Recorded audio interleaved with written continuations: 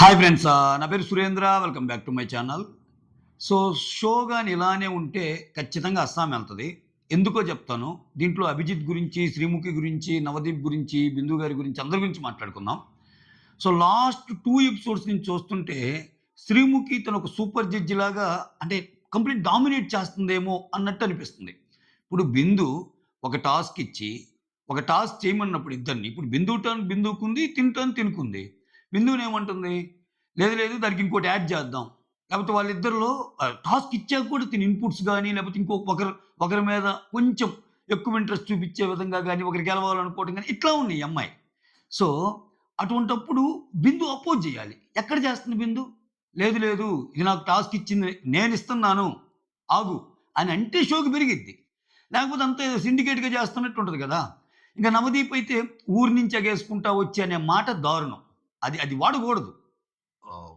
ఈయనేమన్నా super powers ఉండి పైనుంచి ఏమన్నా ఊడిపడ్డాడా ఏంది? నవదీప్ అనే పర్సను. కాదుగా. ఈయన గూడా నార్మల్ ఇదే గదా! నవదీప్ అలా ఉన్నాడు. ఇక్కడ చూడు అభిజిత్ కూడా తన విలువ తగ్గించుకుంటున్నాడేమో అన్నట్టు అనిపిస్తుంది. జడ్జిమెంటల్ స్కిల్స్ బాగుంటేనే గదా! ఇప్పుడు అంతెందుకు ఈ రోజుకి గూడా ఈళ్ళ ముగ్గురికి వాళ్ళ చేతుల్లో టాప్ పేరున్నా, వీళ్ళ ముగ్గురిలో మళ్ళా ఒకరిని జడ్జ్ చేయండి అని ఆడియన్స్‌ని అడిగితే అభిజిత్‌ని ఒక 70% సూపర్ అంటారు. ఎందుకని? అభిజిత్ న్యాయంగా ఉంటాడు. అభిజిత్ ఇది అన్నట్టు.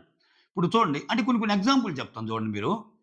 ఇక్కడ ఒక కంటెస్టెంట్ విషయంలో అభిజిత్ ఏమంటాడంటే, అభిజిత్ కొన్ని క్వెషన్‌లు అడుగుతాడు. ఎవరిని? మిలిటరీ పర్సన్ వస్తాడు గదా! నాకు యాక్టింగ్ కంటే, నాకు మిలిటరీ కంటే యాక్టింగ్ ఎక్కువ. సో, దానికోసం నాకు ఆపర్చునిటీ వస్తే నేను వద్దాం అనుకుంటున్నాను. నాకు ఆపర్చునిటీ లేక అక్కడున్నానని జెన్యూన్‌గా జెప్పాడు. ఆయనదేం తప్పు లేదు. అయితే అభిజిత్ ఒక క్వెషన్ అడుగుతాడు. ఏమని అడుగుతాడంటే, ఒకవేళ సడెన్‌గా నువ్వన్నీ ఆపేసుకొనొచ్చాక ఇక్కడ ఫస్ట్ వీక్, 2 వీక్స్‌లోనే ఎలిమినేట్ అయిపోతే, సో, అది గాకుండా, ఇది గాకుండా పోతుంది కదంటే, లేదు, లేదు, లేదు నేను ఆ అప్రూవల్ తీసుకొనే వచ్చాను. ఎక్కడ నన్ను ఎలిమినేట్ చేసినా అక్కడికెళ్తాను అని అన్నాడు. అంటే అభిజిత్ క్వెషన్ అడిగాడు. ఇతను ఆన్సర్ ఇచ్చాడు. సో, దానికి నవదీప్ మీరు గమనిస్తే కౌంటర్ పార్ట్ లాగా అంటాడనమాట. ఏమంటాడు? "బ్రో తనకి క్వాలిటీ ఉంది బ్రో. తనొచ్చాడు, ఆడతాడు. ఇక్కడ గాని ఎలిమినేట్ చేస్తే ఎళ్తాడు. మళ్ళా అక్కడుంటాడు. ఫుల్ క్లారిటీ ఉంది తనకి" అని ఆ ఒపీనియన్‌ని ఏదైతే అభిజిత్ క్వెషన్ అడిగిన తీరుని ఇండైరెక్ట్‌గా తప్పుపడతా ఆయన క్లారిటీ ఉంది. ఇంక మనం క్వెషన్ అడగాల్సిన పని లేదన్నట్టు చెప్పినప్పుడు అంతే రైట్స్ అభిజిత్‌కి కూడా ఉంటాయి గదా! అనేది నా పాయింట్. ఇప్పుడు నవదీప్ తప్పు చేశాడబ్బా! నిన్న ఆ మాట అన్నాడు 'దమ్ము శ్రీజ' అని. క్వెషన్ చేయాలి గదా! బిందు అయినా క్వెషన్ చేయాలి గదా! అక్కడే గదా! ఇప్పుడు జడ్జెస్ ముగ్గురు జడ్జెస్ అయినంత మాత్రాన జడ్జెస్‌లో భిన్నాభిప్రాయాలు ఉండవా?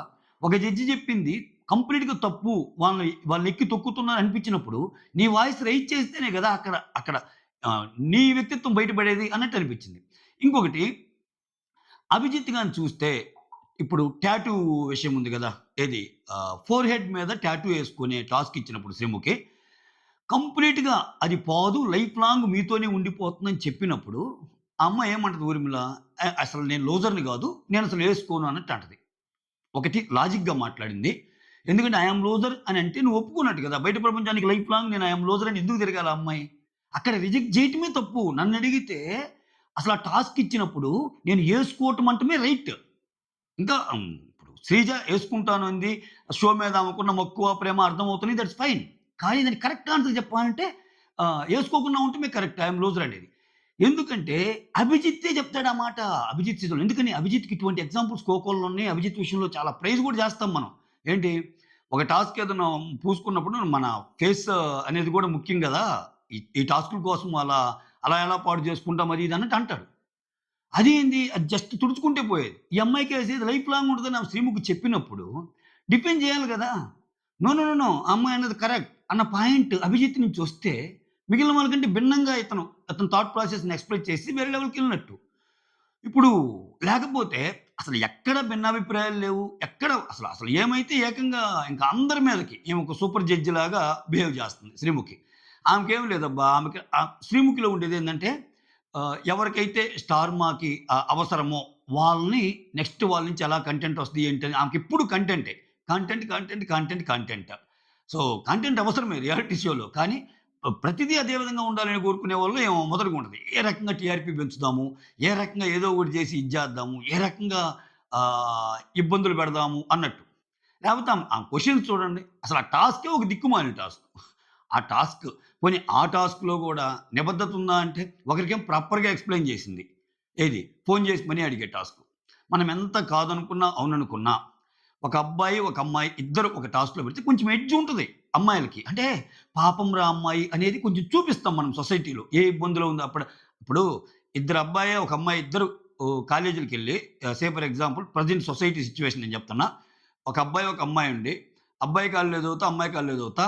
అబ్బాయి డాడీ ఒక 2000 కొట్టు అని అనుకో. "రేయ్! ఏం చేస్తున్నావురా 2000 ఎదవా సరిగ్గా చదువు. ట్యాప్‌కి 2000 అడుగుతున్నావు" అంటాం మనం. అదే అమ్మాయి అడిగితే, "ఏందమ్మా ఏమి ఇబ్బంది? ఓకే గదా! ఆల్ గుడ్ గదా!" ఇట్లా అంటాం.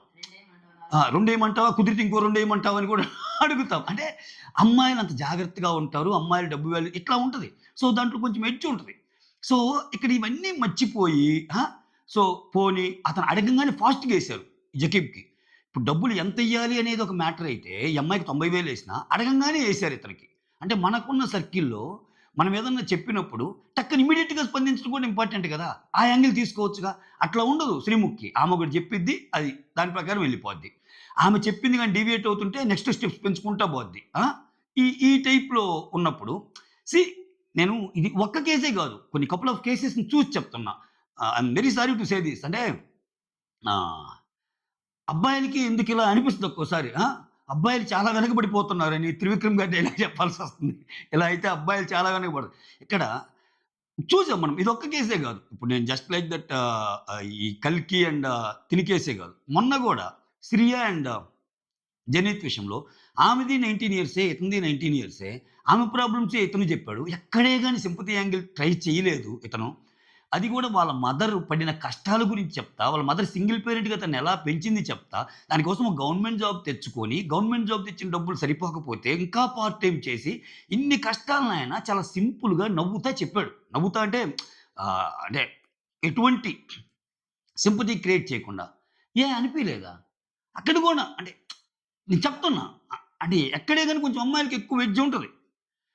సో, అంతెందుకు ఇప్పుడు ఫస్ట్ దఫా సెలెక్ట్ అయిన ఆరుగురిలో గూడా నలుగురు అమ్మాయిలు, ఇద్దరు అబ్బాయిలు. సో, అది పక్కన పెడితే ఎందుకిలా? ఇలా ఉన్నప్పుడు ఒక్కరైనా స్టాండ్ తీసుకొని కొంచెమైనా సరే అంటే ఇక్కడ అమ్మాయిలు, అబ్బాయిలే మ్యాటర్ గాదు. ఇప్పుడు నేను చెప్పిన విషయాలన్నిట్లో కొంచెం వాయిస్ ఇనిపిస్తేనే గదా! అభిజిత్ అన్నయ్య నా టైంలో నేను అలా అన్నా గదా! సో, ఈ టాస్కుల కోసం మనం మొహాలు ఎందుకు పాడు జేసుకోవాలి? లేకపోతే ఇంకోటి ఎందుకు జేసుకోవాలి? అని మనమే మనమే లైవ్ ఎగ్జాంపుల్‌గా ఉన్నప్పుడు ఎలా మిగిలినోళ్ళని అంటాము? ఇంకొకటబ్బా! అంటే నాకొకటి అర్థం కాదిక్కడ 'బిగ్ బాస్' సీజన్‌లో ఏమి చెప్పినా చేస్తే ఆడు తోపా? ఒక్కోసారి యెస్ అంటమే కాదు. You have to learn how to say no. అప్పుడే గదా! నో చెప్పే వెనకాల చాలా కిక్ ఉంటది. నో చెప్పినోడే గొప్పోడు. దేనికి యెస్ చెప్పాలి, దేనికి నో చెప్పాలనేది చాలా అద్భుతం అసల. అంటే మన రియల్ లైఫ్‌లో గూడా మొహమాటాలకు పోయి యెస్ చెప్తే చాలా ఇబ్బందులొస్తాయి. దేనికి యెస్ చెప్పాలి, దేనికి నో చెప్పాలి, నువ్వు నో చెప్పేదానికి పర్ఫెక్ట్ రీజన్ ఉందనేది కూడా మ్యాటరు. ఖచ్చితంగా ఐ యామ్ లూజర్ అని ఫోర్‌హెడ్ మీదేసుకొని ఎలా తిరుగుతారండి? ఇంకా అప్రిషియేట్ చేయాలి ఆ అమ్మాయిని. నో నేను ఒప్పుకోను అన్నదానికి. లేదు లేదు నువ్వు డేంజర్ జోన్‌లో ఉన్నావని చెప్పి పక్కకు పంపియటం. అసలు ఏ కైండ్ ఆఫ్ టాస్క్‌లివి? చెత్తగా అనిపిస్తున్నాయా లేదా? ఇట్లా ఒకరినొకరు మళ్ళా ఇది జేసుకోవడం. అక్కడ ఉన్న నలుగురు ఒపీనియన్ ఒకటే అయినప్పుడు, ఇంక జడ్జిమెంట్‌లో మనకి ఓకే. ఇప్పుడు ధైర్యం ఎలా వస్తది? ధైర్యం ఎలా వస్తదంటే, నువ్వు ఒక యాక్టో, లేకపోతే నువ్వు ఒక ఒపీనియనో, నువ్వు ఇంకొకటో ఎక్స్‌ప్రెస్ చేసినప్పుడు, ఒకరు ఒకలాగా రియాక్ట్ అవుతారు. ఇంకొకరు ఇంకొకలాగా రియాక్ట్ అవుతారు. ఎవరు ఎలా రియాక్ట్ అయినా ఓకే. అట్‌లీస్ట్ ఆ నలుగురు జడ్జిల్లో ఆ పాయింట్ అనేది అర్థమయ్యి కంటెస్టెంట్‌కి సపోర్ట్‌గా అంటే నిజంగా కంటెస్టెంట్ మాటలో నిజాయితీ ఉన్నప్పుడు షో వాల్యూ పెరిగిద్ది. యెస్ కరెక్ట్ పాతులో పోతుందిరా షో అన్నట్టు అనిపిస్తాయి. ఇక్కడ ఎటుతిరిగి నలుగురు ఒకే దానికొస్తున్నారు లాస్ట్‌కొచ్చేసరికి. నలుగురిది ఒకే జడ్జిమెంట్ లాగా అయినప్పుడు ఇంకెక్కడ? సో, అటువంటప్పుడే ఇయన్నీ చూసినప్పుడే మాస్ మెన్ లాంటోళ్ళు కరెక్ట్ అనిపిస్తది. అంటే నోరెత్తి ఎవరైతే మాట్లాడతారో వాళ్ళు జడ్జిలైనా సరే ఎడాపెడాగా మాట్లాడతారో వాళ్ళే కరెక్ట్ అని వాళ్ళనే ఎక్కువ ఇది చేసుకుంటారు. చేసుకుంటారు. ఈరోజు చూడు ఆయన అందుకే కదా అంది. పావు గంటలో మీరు జడ్జిమెంట్ ఇస్తున్నారంటే మీరు మహాత్ములు అన్నట్టు అంటాడు చూడు. సో, ఇవన్నీ చూస్తే పాత చింతకాయ పచ్చడిలాగానే మళ్ళా ఎళ్తుందా? మళ్ళా రొటీన్ ఈమెను మాత్రం కొంచెం తగ్గియాలబ్బా! 'శ్రీముఖి' హడావుడి 'శ్రీముఖి'. ఫస్ట్ ఆఫ్ ఆల్ ఇదొక రియాలిటీ షో. ఓకే. ఇదేదో ఆదివారము పరివారం గాదు. లేకపోతే ఇంకోటి గాదు. ఎట్లా గొడవలు పెట్టి, ఆ గొడవల మధ్య ప్రోమోలేసి అయి అయి అయి గాదు. సో, జెన్యూన్‌గా నువ్వు ఆడే ప్రాసెస్‌లో ఎంత బాగా ఆడుతున్నావు అని చెప్పటానికి కొన్ని ఉంటాయి క్యారెక్టరిస్టిక్స్. కొన్ని అట్రిబ్యూట్స్ ఉంటాయి. కొన్ని పారామీటర్స్ ఉంటాయి. వాటన్నిటిని బేస్ చేసుకొని చెప్పాలి. అంతేగాని లేకపోతే కష్టం గదా! సో, ఇవైనా జడ్జెస్ ఒకవేళ గమనించలేకపోయినా బీబీ టీమ్ అయినా వీళ్ళకి చెప్పి కొంచెం ముందుకు తీసుకెళ్తే బెస్ట్. అంటే చూసే ఆడియన్స్‌కి అరే! ఇది నిజాయితీగెళ్తుందిరా షో అన్నది కలగాలబ్బా!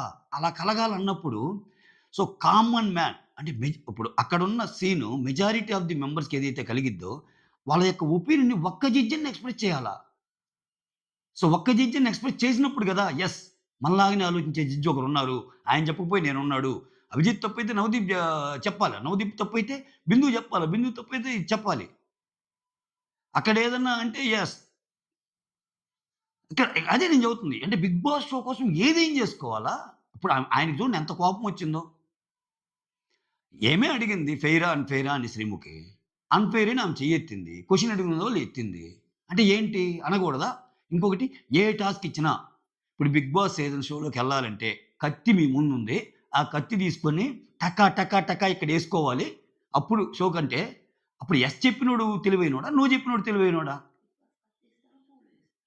ఆ! 2 ఇస్తాడు 'బిగ్ బాస్' మనం ఎప్పటి నుంచి చెప్పుకుంటున్నాంగా 'బిగ్ బాస్' కత్తి ఇస్తాడు, పువ్వు ఇస్తాడని. కత్తి ఇచ్చినప్పుడు వాడకుండా ఉంటూ నేర్చుకోవాలా. పువ్వు ఇచ్చినప్పుడు వాడటం నేర్చుకోవాలి. అంటే నెగెటివ్ అట్రిబ్యూట్ ఉన్నప్పుడు దాన్ని వాడకూడదు. పాజిటివ్ అట్రిబ్యూట్ ఉన్నప్పుడు వాడొచ్చు. ఇదే గదా మెయిను. నువ్వు చెప్పిన ప్రతి క్వెషన్‌కి ఆన్సర్ యెస్ అని ఉండాలని లేదు గదా! నీకు అంత కోపమొచ్చి శ్రీముఖి శ్రీముఖి ఆహ్, శ్రీముఖి ఒక టాస్క్ ఇవ్వటము, శ్రీముఖి టాస్క్‌ని అన్‌ఫెయిర్ అంటావా అన్నట్టు. వీళ్ళిద్దరిది ఎలా ఉందంటే ఆయన ఏదన్నా ఒక జడ్జిమెంట్ ఇస్తే yes I agree with you అని ఏమంటాం. ఏదన్నా చెప్తే ఓకే శ్రీముఖి అని ఆయన అంటము. ఏంది? ఏందిరా స్వామి ఈ బాలరాజు ఈ రచ్చ అని అనిపిస్తుందా లేదా మీకు? ఇయన్నీ ఉండాలంటే కొంచెం డిఫరెన్స్ ఆఫ్ ఒపీనియన్స్ ఉండవా? పోనీ అలా సేమ్ ఒపీనియన్ గూడా ఉండొచ్చు. నేనేం తప్పట్టను. కానీ ఎప్పుడు ఒకవేళ ఒకరు మంచిగా ఆడారనుకో సేమ్ ఒపీనియన్ ఉంటది. ఒకరు చెడ్డగా ఆడారనుకో అందరు తిడితే సేమ్ ఒపీనియన్. ఇప్పుడు మంచిగా ఆడినా, చెడ్డగా ఆడినా, ఏ రకంగా ఆడినా ఈళ్ళ ఒపీనియన్ మాత్రం సేమ్ ఉంటుంది. ఎక్కడే గాని తేడా లేదు. అంటే డిఫరెన్స్ ఆఫ్ ఒపీనియన్స్ అసలు లేవు. అలా ఉన్నప్పుడు నలుగురు వేవ్ లెంత్, నలుగురు మైండ్ సెట్, నలుగురు ఒకలాగా ఉండరుగా. సో, అక్కడ కొంచెం ల్యాక్ అవుతుందేమో షోకి అన్నట్టు నాకనిపించింది. మీకేమనిపించిందో కామెంట్ చేయండి. యాహ్! ఇలా ఉంటే మాత్రం రొటీన్ రొడ్డగొట్టుడు అయిద్దబ్బా! అంతే. ఇంక ప్రతి 'బిగ్ బాస్' సీజన్‌కి మాటలు తప్పితే ఏముండవు. ఆ! చేతలుగానే మిగులుతాయి. చివరికి వాళ్ళకి కావాల్సిన ఫార్మాట్‌లోనే వాళ్ళనే కొంతమందిని తెచ్చుకొని సో, వేలల్లో మంది అప్లై చేసినా, లక్షల్లో మంది కాల్ చేసినా, చాలా వేల మందికి వీడియో కాల్ చేసినా, చివరికి వాళ్ళనుకున్న 10 మంది, 15 మందే ఉంటారు. ఆ 15 మందిలో కూడా వాళ్ళనుకున్న ఐదుగురినే ఇది చేసేస్తారు. ఆల్రెడీ బయటకొచ్చిన వాళ్ళు చెప్తున్నారు ఒకరిద్దరు. వీడియోస్ పెట్టి మరి. సో, అక్కడ చాలా ఇది జరిగింది. That's not the right way అన్నట్టు చెప్తున్నారు. ఇవన్నీ బేరీ జేసుకోవాలి. బేరీ జేసుకొని షోని నెక్స్ట్ కొత్త పుంతలు తొక్కియాలంటే దానికి అనుగుణంగా 'బిగ్ బాస్' టీమ్ ఎళ్ళినప్పుడు కొంచెం ఇది ఉంటది. ఈరోజు చూడండి నిన్న అసలు ప్రోమోలేయలా. ఈరోజు ప్రోమోలేసాడు. ఎప్పుడు ప్రోమోలేసాడు? అయిపోయిన షోకి ప్రోమోలేసాడు.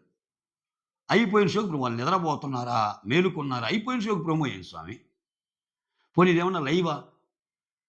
ఒకవేళ లైవ్ అయితే అది లైవ్ ఎపిసోడ్ అలా జరుగుతుంది కాబట్టి ఆ ప్రోమోలు ఎనక ముందు వస్తాయి అనుకోవచ్చు.